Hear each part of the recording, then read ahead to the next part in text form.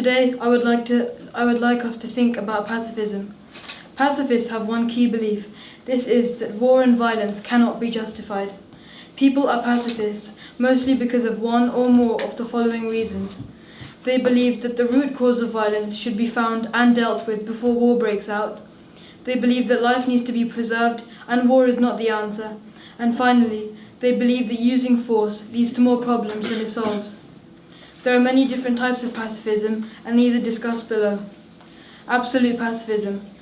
Absolute pacifists believe that war is unjustifiable under any circumstances, and that killing people in a war situation should be illegal. This is a very hard principle to adhere to. If someone is attacked, I am sure that we all agree that this person should be able to defend themselves. However, I do agree with the principle that logic should be used to think out of solutions out of every situation where war appears to be inevitable. Conditional pacifists believe that it is wrong to go into war. I feel that conditional pacifist logic is more understandable compared to absolute pacifists. People that believe in conditional pacifism agree that in some circumstances, whether political or non-political, war is inevitable. An example of where war became inevitable in history was when Europe stood up to Hitler's expansionist program and put an end to his vile prejudice. Selective pacifism. This branch of pacifism disagrees with the type of weapons used in a war situation. When weapons like nuclear bombs are used, it becomes impossible to indicate a clear winner. Therefore, they believe that if weapons like these are used, then the war has not solved any problems, rather it has created many more. Active pacifism. This is pacifism which involves actively taking part in demonstrations in order to reduce or quell the chances of war breaking out. The active pacifist would most likely go out on marches to stop wars in other countries, or even refuse to fight if forced to. For example, the Quakers from a branch of Christianity were jailed as they refused to fight during World War II. They became known as the conscientious objectors. However, if the active pacifists are unable to stop the war completely, then they would do their best to try and reduce the effects of war, such as helping drive emergency service vehicles out to collect the injured, or even go out into the battlefield to help the strugglers. Mary Seacole was a nurse who travelled out into the battlefield in order to help the injured during the Crimean War. Cases of pacifism in history. Pacifism has played a major role throughout history, and some say it has played a crucial role in turning its course.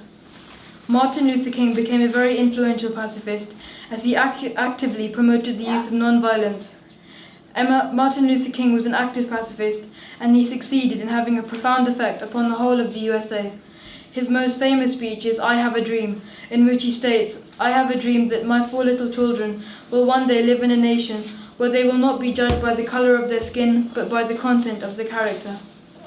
Mahatma Gandhi was also an active pacifist and was able to bring the British colonial rule to an end after his long, hard years of deliberation and persistence. Gandhi was very passionate when it came to defending his nation.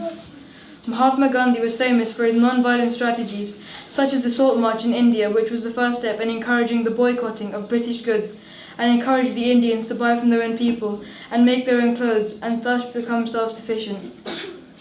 Gandhi was so influential that Martin Luther King and Malcolm X, who in fact completely changed his attitude towards the world after his experiences during Hajj, picked up on some of the techniques that Gandhi had to offer the world. The Truce of Hudaybiyah. In the Quran, there is a mention of the Truce of Hudaybiyah, chapter 48, in which Allah highlights Prophet Muhammad's qualities as an absolute pacifist.